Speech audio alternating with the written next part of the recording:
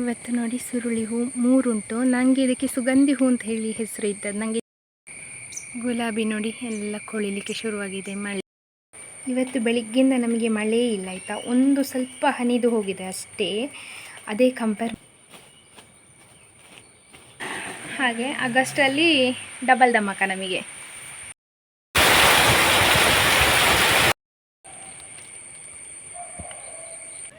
ಪಡಿಕಲು ಎಂತನ್ನ ಹೀಗೆ ಬೇಗ ಆಗುವುದಿಲ್ಲ ಇದು ನೋಡಿ. ಎಂತ ಆರೈಕೆ ಸಿಗದಿದ್ರು ಸಹ ಎಷ್ಟು ಬೇಗ ಆಗಿದೆ ನೋಡಿ. ರಾಣಿ ನಿನ್ನೆಂದ ಹೇಳ್ತಿದ್ದಾರೆ ಚಿಕ್ಕು ಸ್ವಲ್ಪ ದೊಡ್ಡದುಂಟು ಅದನ್ನು ಕೊಯ್ದಿಡು ಅಂತ. ಹಾಗೆ ಈಗ ಕೊಯ್ಲಿಕ್ಕೆ ಒದ್ದು ಸಿಕ್ಕಿದ್ದು ಕೊಯ್ದೆ ನಾನು. ಇದೊಂದು ನೋಡಿ ಒಡೆದು ಹೋಗಿದೆ, ಇದು ಹುಳಿ ಆಗ್ತದೆ. ಅಪ್ಪನ ಕರ್ಕೊಂಡು ಬಂದು ಚಿಕ್ಕ ಬಿಟ್ಟು ಹುಟ್ಟಹಬ್ಬದ ಶುಭಾಶಯಗಳು ಪ್ರೀತಿಕಾ.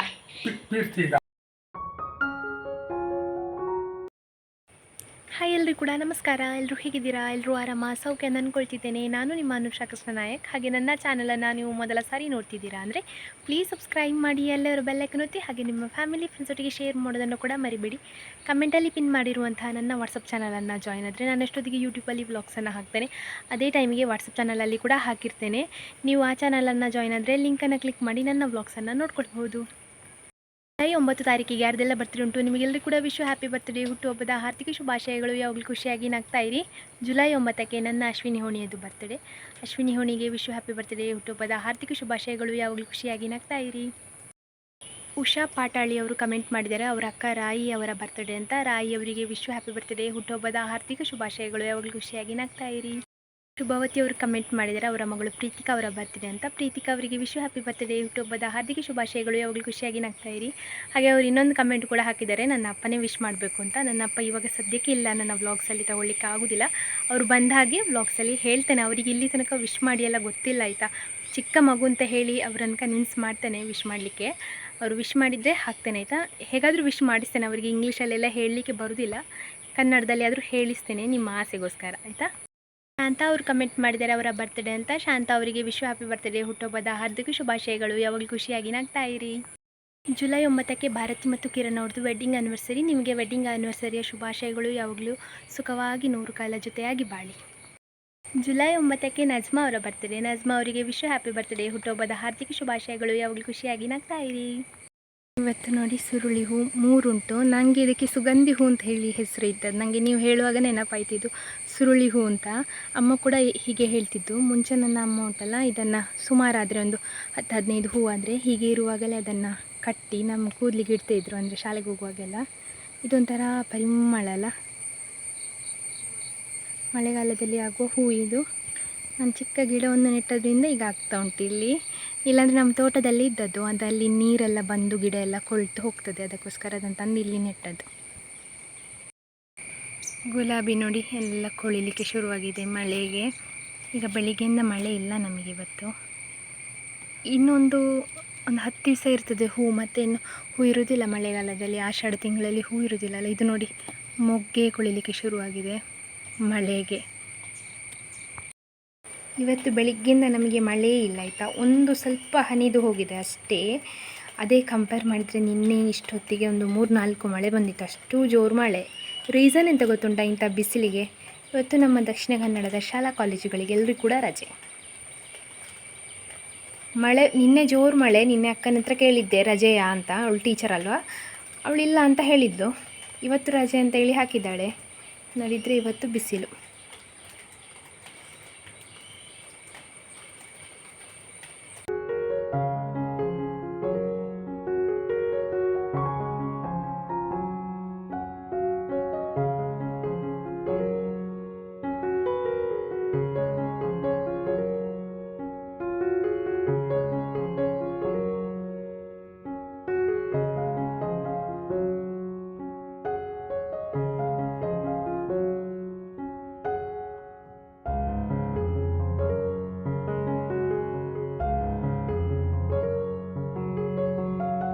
ನಂದಿ, ಶಂಭು ಎಂತಕ್ಕೆ ಬಂದದ್ದು? ಮಿಡತೆ ಸಿಗ್ತದೆ ಅಂತ ಹೇಳಿ ಇಬ್ಬರು ಕೂಡ ಬಂದಿದ್ದಾರೆ. ನಾನಿವತ್ತು ಮನೆ ಹತ್ರನೇ ಹುಲ್ಲಿರ್ದೆ ಆಯಿತಾ, ನನಗೆ ತೋಟದಿಂದ ತರಲಿಕ್ಕೆ ಕಷ್ಟ ಆಗ್ತದೆ ಅಂತ ಇವರು ಸಹ ಇದ್ದಾರೆ ಒಟ್ಟಿಗೆ. ಶಂಭು ಕತ್ತಿಯೊಂದು ಕೊಡಬೇಕಾ ನಂದಿ? ನಂದಿ ನೋಡಿ, ಹೂವು ನೋಡಲಿಕ್ಕೆ ಚಂದ ಅಂಥೇಳಿ ನಾನಿಲ್ಲಿ ಇದರದ್ದು ಇದು ಮಾಡಿದ್ದೆ ಅಲ್ಲ, ಇದರದ್ದು ಸೈಡ್ ಎಫೆಕ್ಟ್ ನೋಡಿ. ಇದು ನೋಡಲಿಕ್ಕೆ ನಿಮ್ಗೆ ಇಷ್ಟು ಚಂದ ಕಾಣ್ತದೆ. ನಾನು ಇದರದ್ದು ಬುಡ ಸಹ ತೆಗೆದಿದ್ದೇನೆ, ಆದರೆ ಇದರದ್ದು ಬುಡ ಎಲ್ಲಿಂಟು ಅಂತ ಗೊತ್ತಿಲ್ಲ. ಬೇರೆ ಇಲ್ಲಿ ತನಕ ಹೇಗೆ ಜೀವಂತ ಇರೋದು ಗೊತ್ತಿಲ್ಲ. ಇದು ನಂದು ರಾಮಫಲದ ಗಿಡ ನೋಡಿ ಹೇಗೆ ಅದನ್ನು ಬಗ್ಗಿಸಿದೆ ಅಂತ. ನಾನು ಉಂಟಲ್ಲ ಪೂರ್ತಿ ಇದರ ಕೆಳಗೆ ಇಡೋದೆಲ್ಲ ಕಟ್ ಮಾಡಿ ಹಾಕಿದ್ದೇನೆ, ಅದರದ್ದು ಬುಡ ಸಹ ಕಟ್ ಮಾಡಿದ್ದೇನೆ. ಆದರೂ ಕೂಡ ಅದು ಎಲ್ಲಿಂದ ಜೀವಂತ ಇರೋದು ಅಂತ ನಂಗೆ ಗೊತ್ತಿಲ್ಲ ಇನ್ನೂ ಕೂಡ. ಇದು ಉಂಟಲ್ಲ ಇನ್ನೂ ರಾಮಫಲ ಆಗಲಿಕ್ಕಿಲ್ಲ, ಅಂದರೆ ಅಷ್ಟು ಬಗ್ಗಿ ಹೋಗಿದೆ ಇದು, ಕಟ್ಟಾಗುವ ಥರ ನೋಡಿ. ನಿಮಗೆ ದೂರದಿಂದ ತೋರಿಸ್ತೇನೆ ಹೇಗೆ ಕಾಣ್ತದೆ ಅಂತ. ಇಟ್ಕೊಳ್ಳಿ, ಆ ಸೈಡಿಗೆ ಬಗ್ಗಿದೆ ಇದು. ಇದು ಈಚೆ ಸೈಡೆಲ್ಲ ಒಣಗಿದೆ, ಒಂದೆರಡು ಗೆಲ್ಲೇನೋ ಇರೋದು. ಹಾಗೆ ನಾನು ಇಲ್ಲಿ ಪೂರ್ತಿ ಕ್ಲೀನ್ ಮಾಡುವ ಅಂತ ಸ್ವಲ್ಪ ಹುಲ್ಲೆದ್ದು ದನಗಳಿಗೆ ಹೋಗಿ ಹಾಕಿದ್ದೇನೆ. ಇದು ಫ್ಲವರ್ ಇದು ಗಿಡ ಮಾಡುವಾಗ, ಅಂದರೆ ಬಳ್ಳಿ ಮಾಡುವಾಗ ಸ್ವಲ್ಪ ಜಾಗೃತೆಯಲ್ಲಿ ಯೋಚನೆ ಮಾಡಿ ನನ್ನ ಹಾಗೆ ಚೆಂದ ಆಗ್ತದೆ ಅಂತೇಳಿ ಇಲ್ಲಿ ನೆಟ್ಟು ಇದು ಪೂರ್ತಿ ಹೋಗಿದೆ ನೋಡಿ. ಮೊನ್ನೆ ಇದೆಲ್ಲ ಪೂರ್ತಿ ಕವರ್ ಇತ್ತು, ನಾನೆಲ್ಲ ತೆಗೆದದ್ದು. ಒಳ್ಳೆ ಬಿಸಿಲುಂಟು, ಹಾಗೆ ನಾನು ಒಂದು ಸ್ವಲ್ಪ ಹುಲ್ಲು ಮಾಡಿದೆ. ನಿನ್ನೆ ತಂದ ಹುಲ್ಲು ಕೂಡ ಉಂಟು. ಒಂದು ವೇಳೆ ಮಧ್ಯಾಹ್ನ ಮೇಲಿಂದ ಮಳೆ ಜೋರಾದರೆ ಅಂತ ಹೇಳಿ ಇವರಿಗೀಗ ಹುಲ್ಲೆಲ್ಲ ಹಿರಿದು ಹಾಕಿದ್ದೇನೆ. ಹಾಗೆ ಇವರಿಗೆ 8ನೇ ತಿಂಗಳು ನಡೀತುಂಟು, ಅಂದರೆ ಆಗಸ್ಟ್ 14ಕ್ಕೆ 9 ಭರ್ತಿ ಆಗ್ತದೆ. ಹಾಗೆ ಈಗ ನನಗೆ ಒಂದು ಸ್ವಲ್ಪ ಆರಾಮ ಆಯಿತಾ, ಅಂದರೆ ಹುಲ್ಲು ತರೋದು ಈಗ ಬಜಾವ್ ಸ್ಟಾಕ್ ಉಂಟು, ಅದನ್ನು ಹಾಕೋದು. ಹಾಗೆ ಇನ್ನು ಆಗಸ್ಟ್ 15ರ ಮೇಲೆ ಉಂಟಲ್ಲ, ಇವರು ಯಾವಾಗ ಕರು ಹಾಕ್ತಾರೆ ಅಂತ ಹೇಳಿ ಗೊತ್ತಿಲ್ಲ. 9 ಭರ್ತಿ ಆಗ್ತದೆ ತಿಂಗಳು. ಮತ್ತು ನನಗೀಗ ಹೇಗಂದರೆ ಬೆಳಿಗ್ಗೆ ಏಳೋದು, ತಿಂಡಿ ಪ್ರಿಪೇರ್ ಮಾಡೋದು, ಮನೆಯೊಳಗಿದು ಕೆಲಸ, ಮತ್ತು ಇವರು ಆಫೀಸಿಗೆ ಹೋಗ್ತಾರೆ ತಿಂಡಿಯಲ್ಲಿ ತಿಂದು. ಇನ್ನೂ ಹಾಗಲ್ಲ, ಇನ್ನು ಅವ್ರದ್ದು ಬೆಳಿಗ್ಗೆ ಹಾಲು ಕರಲಿಕ್ಕೆ ಇರ್ತದೆ ಇಬ್ಬರದ್ದು, ಆಮೇಲೆ ಅದನ್ನು ಹೋಗಿ ಡೈರಿ ಕೊಡಬೇಕು, ಅಲ್ಲಿಂದ ಬರಬೇಕು. ಹಾಗೆ ಹೀಗೆ ಅಂದರೆ ಮುಂಚಾದರೂ ಒಂದು ಸಮಸ್ಯೆ ಏನಿತ್ತು ಅಂದರೆ ಬೆಳಿಗ್ಗೆ ಬೇಗ ಎದ್ದು ಹಾಲು ಕರಿಬೇಕು. ಹಾಲು ಕರಿದು ಲೇಟ್ ಆಗಬಾರ್ದು, ಟೈಮಿಗೆ ಹಾಲು ಕರೆದು ಹೋಗಿ ಕೊಡಬೇಕು, ಅದು ಒಂದು ರೀಸನ್. ಮತ್ತೊಂದು ನಂದು ಬ್ಲಾಗ್ ಹಾಕಲಿಕ್ಕಿತ್ತು ಆಯಿತಾ, ಮುಂಚೆ ಎಲ್ಲ ಹಾಲು ಕೊಡುವಾಗ. ಈಗ ನನಗೆ ವೈಫೈ ಇರೋದ್ರಿಂದ ಅದೊಂದು ಸಮಸ್ಯೆ ಇಲ್ಲ, ಬೆಳಿಗ್ಗೆ ಬೇಗ ಎದ್ದು ಹೋಗಿ ಅಲ್ಲಿ ಕಾಯಬೇಕು ಅಂತ. ಒಂದು ವೇಳೆ 7 ಗಂಟೆ ನಂತರ ಅಲ್ಲಿ ಹೋದರೆ, 7:15 ನೆಕ್ಸ್ಟ್ ಎಲ್ಲ ಹೋದರೆ ನನಗೆ ನೆಟ್ವರ್ಕ್ ಸಾಕಾಗ್ತಿರ್ಲಿಲ್ಲ. ಅದು ಹೋಗೋದು 3/4 ಗಂಟೆ ಎಲ್ಲ ಕೂರಬೇಕಿತ್ತು ಒಂದು ಕಡೆ. ಈಗ ಹಾಗೆ ಸಮಸ್ಯೆ ಇಲ್ಲ, 2-3 ನಿಮಿಷದಲ್ಲಿ ವ್ಲಾಗ್ ಹೋಗ್ತದೆ. ಅಂದರೆ ಇನ್ನು ಹಾಲು ಕರೀಲಿಕ್ಕೆ ಮಾತ್ರ ಇಬ್ಬರದುಂಟು, ಒಟ್ಟೊಟ್ಟಿಗೆ ಕರು ಹಾಕ್ತಾರೆ 2-3 ದಿವಸ ಡಿಫ್ರೆನ್ಸ್ ಉಂಟು, ಅದು ಗೊತ್ತಿಲ್ಲ. ಹಾಗೆ ಆಗಸ್ಟಲ್ಲಿ ಡಬಲ್ ಧಮಾಕ ನಮಗೆ.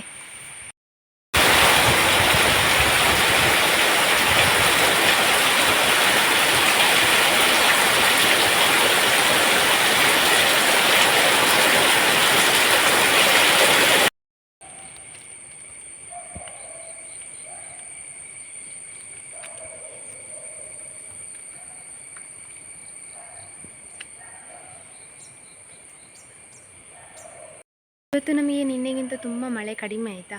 ಹಾಗೆ ಹುಲ್ಲೆಲ್ಲ ಮಾಡಿ ತಂದು ಹಾಕಿದೆ. ಇವತ್ತು ನಾನು ಒಬ್ಬಳೇ ಮನೆಯಲ್ಲಿ, ಅಪ್ಪ ಚಿಕ್ಕಪ್ಪನ ಮನೆಗೆ ಹೋಗಿದ್ದಾರೆ. ಅಲ್ಲಿ ಅವ್ರದ್ದೊಂದು ಫಂಕ್ಷನ್ ಉಂಟು, ಹಾಗೆ ಅಪ್ಪ ಆಚೆಗೆ ಹೋಗಿದ್ದಾರೆ. ಅವರು ಹೋಗುವಾಗ ಹೇಳಿದರು ನನ್ನ ಹತ್ರ, ಮತ್ತು ಹೊರಡುವಾಗ ನಾನು ಫೋನ್ ಮಾಡ್ತೇನೆ ಅಲ್ಲಿ ಕರ್ಕೊಂಡು ಬರಲಿಕ್ಕೆ ಬಾ ಅಂತ. ನಾನು ಅವ್ರದ್ದು ಫೋನ್ ಬರ್ತದೆ ಅಂತ ಕಾಯ್ತಾ ಇದ್ದೇನೆ. ಅವ್ರದ್ದು ಫೋನ್ ಇನ್ನೂ ಕೂಡ ಬರಲಿಲ್ಲ. ಸಂಜೆ 4 ಆಯಿತು. ನಾನು ಉಂಟಲ್ಲ ಮಧ್ಯಾಹ್ನ ಮಲಗಲೂ ಇಲ್ಲ, ಯಾಕಂದರೆ ಅಪ್ಪನ ಕಾಲ್ ಬಂದರೆ, ನಾನೊಂದು ವೇಳೆ ಕಾಲ್ ಬರುವಾಗ ಎಚ್ಚರ ಆಗಲಿಲ್ಲ ಆದರೆ ನನಗೆ ಅಂತ ಹೇಳಿ, ನನಗೆ ಅಪ್ಪ ಎಲ್ಲಿಯಾದರೂ ಹೊರಗೆ ಹೋದರೆ ಎಲ್ಲ ನಾನು ಮಧ್ಯಾಹ್ನ ನಿದ್ದೆ ಮಾಡೋದಿಲ್ಲ. ಒಂದು ವೇಳೆ ಕಾಲ್ ಸಿಗದಿದ್ದರೆ ಅಥವಾ ಕಾಲ್ ಬಂದದ್ದು ನನಗೆ ಕೇಳಲಿಲ್ಲಾದರೆ, ನಾನು ಅವ್ರಿಗೆ ಕರ್ಕೊಂಡು ಬರ್ಲಿಕ್ಕೆ ಹೋಗಲಿಲ್ಲಾದರೆ ಅಂತ ಹೇಳಿ ಅದೊಂದು ಮನಸ್ಸಲ್ಲಿ ಓಡ್ತಾ ಇದ್ರೆ ಉಂಟಲ್ಲ, ನಿದ್ದೆ ಬರೋದಿಲ್ಲ. ಇಲ್ಲಿ ತನಕ ಅಪ್ಪ ಬರಲಿಲ್ಲ, 4 ಗಂಟೆ ಆಗ್ತಾ ಬಂತು. ನಾನು ಚಹಾ ಎಲ್ಲ ಕುಡಿದೆ, ಬೆಕ್ಕುಗಳಿಗೆ ನಾಯಿಗಳಿಗೆಲ್ಲ ತಿಂಡಿ ಎಲ್ಲ ಹಾಕಿ ಆಯಿತು. ಈಗ ಒಂದು ಸಲ ದನಗಳಿಗೆ ತಿನ್ನಲಿಕ್ಕೆ ಹಾಕಬೇಕು. ಹಾಗೆ ಅವರೇ ಬರ್ತಾರಾ ಇಲ್ಲ ನಾನು ಹೋಗಬೇಕಾ ಅಂತ ಗೊತ್ತಿಲ್ಲ. ಅಂದರೆ ಅದು ಒಂದೊಂದು ಚಿಕ್ಕಪ್ಪನ ಮನೆಯದೊಂದು ಫಂಕ್ಷನ್, ಅಂದರೆ ಅಪ್ಪನ ತಮ್ಮ ಮೊನ್ನೆ ಬಂದಿದ್ದರು, ನಿಮಗೆ ಗೊತ್ತಿರ್ಬೋದು. ಹಾಗೆ ಅದು ಇನ್ನು ಸಂಡೇ ಒಂದು ಸಹ ಅವರ ಮನೆಯಲ್ಲಿ ಫಂಕ್ಷನ್ ಉಂಟು. ಅದಕ್ಕಿಂತ ಮುಂಚೆ ಇದೊಮ್ಮೆ ಹೋಗಿ ಬರಲಿಕ್ಕೆ ಅಂತೇಳಿ ಹೋಗಿದ್ದಾರೆ ಅಪ್ಪ. ಅಷ್ಟೊತ್ತಿಗೆ ಬರ್ತಾರೆ ಅಂತ ಗೊತ್ತಿಲ್ಲ. ಪಡಿಕಲು ಎಂತನ್ನ ಒಂದು ಸಹ ನಿದ್ದೆ ಎಲ್ಲ ಆಗಿ ನೋಡಿ. ಈಗ ಮಳೆ ಇಲ್ಲ ಅಂಥೇಳಿ ಅಂಗಳಕ್ಕೆ ಬಂದಿದ್ದೇನೆ. ಇಲ್ಲಾದರೆ ಒಲೆ ಹತ್ತಿರ ಮುದುಡಿ ಮಲಗಿದರೆ ಅವನ ಹೆಸರೇ ನೆನಪಿರುವುದಿಲ್ಲ. ಪಡಿ ಕುഞ്ഞು ಸಳೆ ನೋಡಿ ಮಳೆಗಾಲದಲ್ಲಿ ಹೇಗೆ ಆಗಿದೆ ಅಂತ. ಹಸಿರಿದ್ದದ್ದೆಲ್ಲ ಹಳದಿಯಾಗಿದೆ, ಹಳದಿ ಬಸಳೆ ಅಂತ ಹೇಳ್ಬೇಕು ಇದನ್ನು. ಇನ್ನು ಮಳೆಗಾಲದಲ್ಲಿ ಬಸಳೆ ಆಗೋದಿಲ್ಲ. ಕೆಲವರೆಲ್ಲ ಇದಕ್ಕೆ ಟರ್ಪಲೆಲ್ಲ ಕಟ್ಟಿ ಬಸಳೆ ಮಾಡ್ತಾರೆ. ನಾವು ಹಾಗೆ ಅಂತ ಕಟ್ಟಲಿಲ್ಲ. ಮತ್ತು ನಮ್ಮ ಮನೆ ಎದುರು ಉಂಟಲ್ಲ, ಅದು ಸ್ವಲ್ಪ ಒಳ್ಳೆಯದು ಉಂಟು ಇದಕ್ಕಿಂತ. ನೋಡಿ ಹಳದಿ. ನಿಮ್ಮಲ್ಲಿ ಸಹ ಹೀಗೆ ಆಗ್ತದಾ ಅಂತ ಹೇಳಿ ನನಗೆ ಕಮೆಂಟಲ್ಲಿ ಆಯಿತಾ. ಇದೊಂದು ಬದನೆ ಗಿಡ ಉಂಟಲ್ಲ, ಇದಕ್ಕೆ ಎಂಥ ಗೊಬ್ಬರ ಆಗಲಿ ಮಣ್ಣಾಗಲಿ ನೆಟ್ಟದಾಗಲಿ ಅಲ್ಲ ಆಯಿತಾ. ಇದನ್ನು ನೆಟ್ಟದಲ್ಲ, ತನ್ನಷ್ಟಕ್ಕೆ ಹುಟ್ಟಿದ ಗಿಡ. ಇದರಲ್ಲಿ 2 ಬದನೆ ಸಹ ಆಗಿದೆ ಆಯಿತಾ. ನೋಡಿ ಕಪ್ಪು ಬದನೆ. ಏನಂದರೆ ಇದಕ್ಕೆ ಕೆಳಗೆ ಗೊಬ್ಬರ ಸಹ ಹಾಕಲಿಲ್ಲ, ಮತ್ತು ಮಣ್ಣು ಕೂಡ ಏನು ಹಾಕಲಿಲ್ಲ ಸುತ್ತ. ಇಲ್ಲಾದರೆ ನಾವು ಆರೈಕೆ ಮಾಡಿ ಬೆಳೆಸ್ತೇವೆ ನೋಡಿ, ಗೊಬ್ಬರ ಎಲ್ಲ ಇಟ್ಟು ಮಣ್ಣೆಲ್ಲ ಹಾಕಿ ಸಗಣಿ ನೀರು ಹೊಯ್ದೆಲ್ಲ, ಅದರಲ್ಲಿ ಹೀಗೆ ಬೇಗ ಆಗೋದಿಲ್ಲ. ಇದು ನೋಡಿ ಎಂಥ ಆರೈಕೆ ಸಿಗದಿದ್ದರೂ ಸಹ ಎಷ್ಟು ಬೇಗ ಆಗಿದೆ ನೋಡಿ. ನಿನ್ನೆಯಿಂದ ಹೇಳ್ತಿದ್ದಾರೆ ಚಿಕ್ಕು ಸ್ವಲ್ಪ ದೊಡ್ಡ ದೊಡ್ಡದುಂಟು, ಅದನ್ನು ಕೊಯ್ದಿಡು ಅಂತ. ಹಾಗೆ ಈಗ ಕೊಯ್ಲಿಕ್ಕೆ ಬಂದೆ. ನನಗೆ ಸಾಧಾರಣ ಗೊತ್ತಿರೋದು ದೊಡ್ಡ ದೊಡ್ಡದು ತೆಗೆದಿಡುವ ಅಂತ ಕಾಣುವಂಥದ್ದು. ಇಕೊಳ್ಳಿ. ಈಗ ಹಾಗಲಕಾಯಿ ನೋಡಿ, ನಮ್ಮಲ್ಲಿ ಇನ್ನೂ ಕೂಡ ಸೀಸನ್ ಮುಗಿಲಿಲ್ಲ ಹಾಗಲಕಾಯಿದು. ಮೊನ್ನೆ ಅಚ್ಚೋಕ ಬಂದಾಗ ಸ್ವಲ್ಪ ಕೊಂಡೋದ್ಲು. ಹಾಗಲಕಾಯಿ ಆಗ್ತಾನೇ ಉಂಟು. ಮಳೆಗಾಲದಲ್ಲಿ ಸಹ ಬಳ್ಳಿ ಸಾಯ್ತಾ ಬಂದಿದೆ, ಆದರೆ ಸಹ ಅಲ್ಲಲ್ಲಿ ಉಂಟು.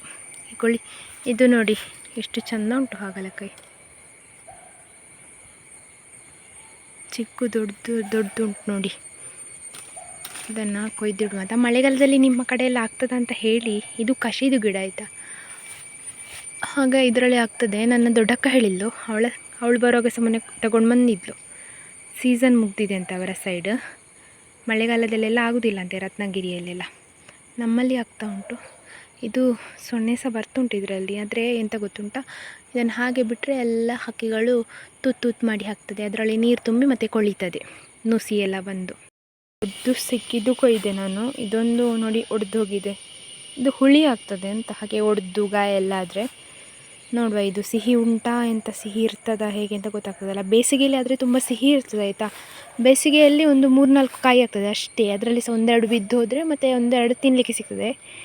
ಈ ಮಳೆಗಾಲದಲ್ಲಿ ತುಂಬ ಆಗ್ತದೆ, ಪ್ರಯೋಜನ ಇಲ್ಲ ಮಾತ್ರ. ನೀವೇ ಹೇಗಾದರೂ ಇದಕ್ಕೆ ಮದ್ದೇನಾದರೂ ಬಿಡ್ತೀರಾ, ಎಂತಾದ್ರು ಮಾಡ್ತೀರಾ ಅಂತ ನನಗೆ ಹೇಳಿ ಆಯಿತಾ, ಕಮೆಂಟಲ್ಲಿ ಗೊತ್ತಿರುವವರು. ದೂರ ಹೋಗೋದು ತಿಂಗಿ. ಇವತ್ತು ಮಳೆ ಇಲ್ಲ ಅಂತ ಹೇಳಿ ಅಂಗಳದಲ್ಲಿ ಓದಾಡ್ತಿದ್ದಾನೆ ಇವ ಮಂಗು. ಪಡಿ ಕುഞ്ഞು ಶಂಭು.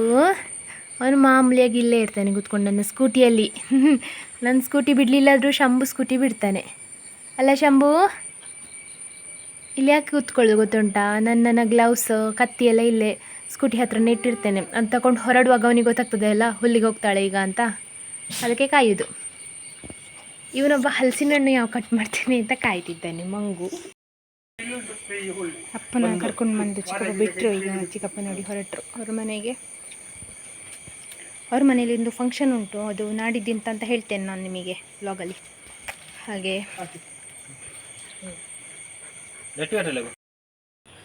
ಹುಟ್ಟಹಬ್ಬದ ಶುಭಾಶಯಗಳು. ಪ್ರೀತಿಕಾ ಅನ್ವಣ ಪ್ರೀತಿಕಾ ಅಪ್ಪನ ಹತ್ರ ವಿಶ್ ಮಾಡಿಸಿದ್ದೇನೆ ಆಯಿತಾ. ಪ್ರೀತಿಕಾ ಅವರಿಗೆ ಹಾಯ್ ಅನ್ಸ. ಅಪ್ಪ ಸಂಜೆ ಆಗಿದೆ ಆಯಿತಾ. ಬರುವಾಗ ನಾನು ಅವರ ಕೈಲಿ ವಿಶ್ ಮಾಡಿಸಿದ್ದೇನೆ. ಅವರು ಅಷ್ಟೇ ವಿಶ್ ಮಾಡೋದು. ಅವರಿಗೆ ಬರ್ತ್ಡೇ ಅಂತಾಗಲಿ ಮತ್ತು ಆ್ಯನಿವರ್ಸರಿ ಅದೆಲ್ಲ ಎಂತ ಗೊತ್ತಾಗೋದಿಲ್ಲ. ಅದನ್ನು ಹೇಗೆ ಹೇಳಬೇಕು ಅಂತ ಸಹ ಗೊತ್ತಾಗೋದಿಲ್ಲ. ಅವರಿಗೆ ವಿಶ್ ಮಾಡೋದು ಅಂದರೆ ಸಹ ಎಂತ ಗೊತ್ತಿಲ್ಲ. ಇದನ್ನು ನನಗೆ ಹೇಳಿಕೊಟ್ಟದ್ದು ಅಷ್ಟೇ ಅವರಿಂದ ಬರೋದಾಯಿತಾ. ಮತ್ತು ಅವಳಿಗೆ ಗೊತ್ತಾಗಿದೆ ಅಂತ ಅಂದ್ಕೊಳ್ತೇನೆ ಪ್ರೀತಿಕನಿಗೆ.